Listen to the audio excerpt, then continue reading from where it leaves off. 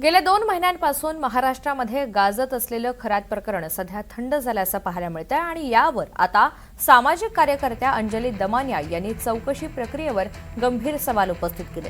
या प्रकरणामध्ये वरून सर्व सेटिंग झाली आहे का असा थेट सवाल त्यांनी केला, तर त्याचबरोबर एसआयटी बरखास्त झाल्याची माहिती असल्याचा दावा सुद्धा केलाय।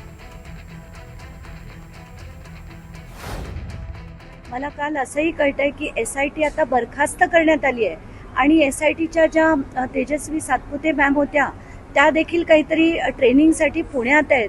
तर याचं पुढे झालं काय? इतकं मोठं प्रकरण जे 2 महिने पूर्ण महाराष्ट्रात गाजत होतं, इतका विकृत माणूस, त्याला शिक्षा होतीये की नाही, पुढे त्या सगळ्या कंप्लेंटचं झालं काय, चार्जशीट पूर्णपणे तयार झाली की नाही, या सगळ्या गोष्टी येताना दिसत नाहीयेत।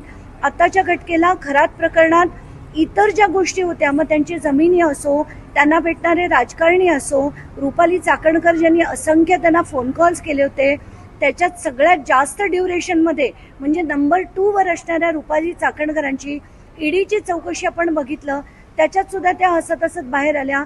तर चाललंय काय असा प्रश्न पडतो की वरून सगळं सेटिंग तर झालं नाहीये ना, असा आत्ताच्या घटनेला प्रश्न पडतो। कारण सगळ्या राजकारण्यांची कोणाचीच चौकशी झालेली आपल्याला दिसत नाहीये।